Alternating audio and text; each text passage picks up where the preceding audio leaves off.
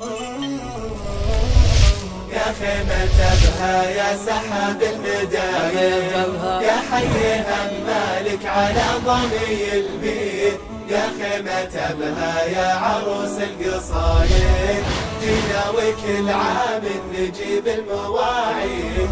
يا خيمة أبها يا سحاب المدايم، يا حيها مالك على ضمي البيت، يا خيمة أبها يا عروس القصايد، جينا وكل عام نجيب المواعيد. يا حي عشاق الفكر والفرايد، أهل الحديث المرتكي بالأسانيد، شيخ وطالب علمي طامح فوايد، واسلوب وعلوم لها ألف توكيد.